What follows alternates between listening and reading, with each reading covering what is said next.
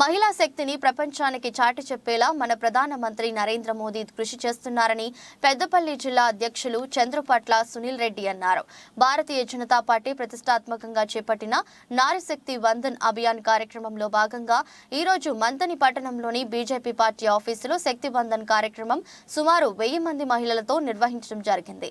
ఈ కార్యక్రమానికి ముఖ్య అతిథిగా బీజేపీ జిల్లా అధ్యక్షులు చంద్రపట్ల సునీల్ రెడ్డి ముఖ్య అతిథిగా పాల్గొన్నారు. ఈ కార్యక్రమంలో అసెంబ్లీ కన్వీనర్, కో కన్వీనర్, మండల అధ్యక్షులు, మహిళా మోర్చా అధ్యక్షులు అధిక సంఖ్యలో మహిళలు పాల్గొన్నారు.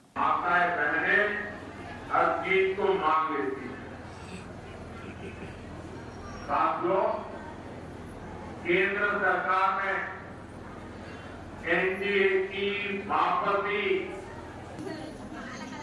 हिंदी गठबंधन के भ्रष्टाचारी लोग आजकल मेरे परिवार के बारे में पूछ रहे हैं।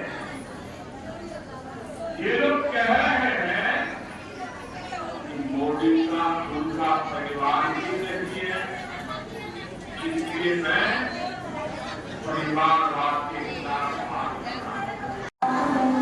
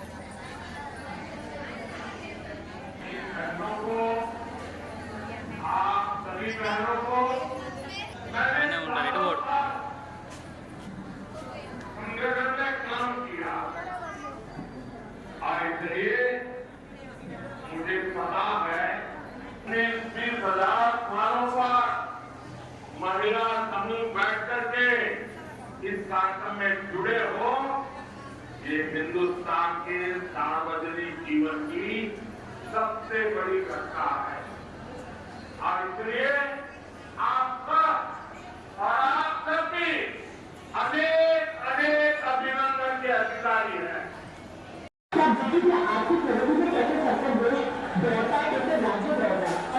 समय सुनिश्चित जो किया गया था, समय सीमा सुनिश्चित की होगी, उसी समय सीमा के अंतर्गत इसका जो निर्माण है वो किया गया है।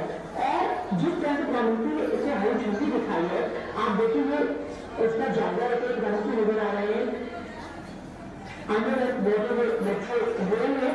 और भारत में किसी भी नदी के नीचे बनने वाली ये परिवहन सोन जो है वो अपने आप में अनोखी है। हमारे को बात करने में मुहूर्त जो है तो आखिरकार जिस अंडर रेल परियोजना मेट्रो रेल के बात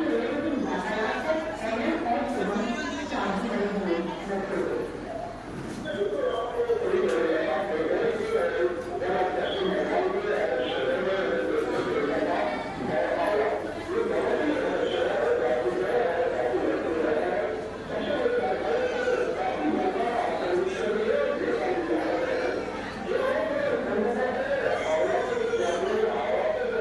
కొరకు బేటీ బచావ్ బేటీ పడావ్ అనే ఒక స్కీమ్ తీసుకొచ్చిండు. అంటే మీరు కష్టపడి మీ పిల్లల్ని చదివించుకుంటున్నారు, వాళ్ళకు కూడా ఒక అకౌంట్ ఓపెన్ చేసి ఆ అకౌంట్లో మీరు పైసలు వేసుకున్నట్టయితే ఆ పైసలు వాళ్ళు చదువుకునేంత వరకు మళ్ళా ప్రధానమంత్రి కూడా పైసలు అన్న దాన్ని యాడ్ చేసి మీకు మంచి ఇంట్రెస్ట్గా వాళ్ళ జీవితంలో మళ్ళా కష్టపడకుండా చదువు సాఫీగా పోయే విధంగా కూడా బేటీ పడావ్ బేటీ బచావ్ అనే యోజన కూడా ఉంది.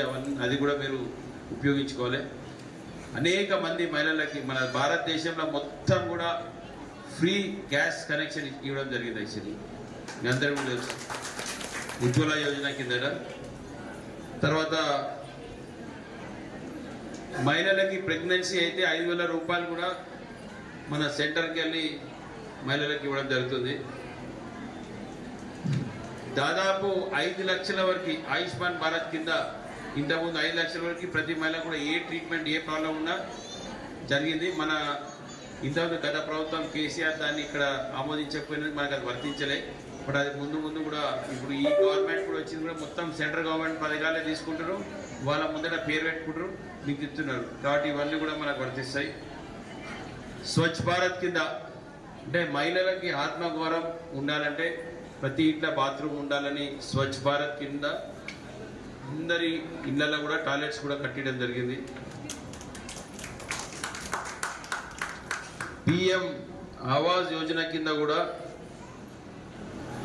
చాలా మందికి ఇప్పుడు వెస్ట్ బెంగాల్నే 24 లక్షల మందికి ఇల్లు కట్టించింది. వెస్ట్ బెంగాల్ భారతీయ జనతా పార్టీ 24 లక్షల కేవలం వెస్ట్ బెంగాల్ కట్టించింది. ఉత్తరప్రదేశ్లో 50 లక్షల ఇల్లు కట్టించింది. మన దురదృష్టం ఏంటంటే డబుల్ బెడ్రూమ్ అని కేసీఆర్ చెప్పిండు, ఎవరికో ఇల్లు అయితే కట్టియలేదు. మన మొత్తంలో 92 ఇల్లు కట్టించింది. ఈ ఆవాస్ యోజన కింద కూడా మహిళల పేరు మీదనే ఇల్లు కట్టియడం జరుగుతుంది. ఇప్పుడు మనం కాంగ్రెస్ గవర్నమెంట్ మేము కట్టిస్తామంటాం కదా, ఆ సెంటర్ ఫండ్ తీసుకుంటూ దాన్ని వృద్ధుడు మేము కట్టించామని చెప్పు. ఎందుకంటే ఆ వచ్చేటి చేసేటి అన్ని నరేంద్ర మోడీకి వస్తుంది మనకు.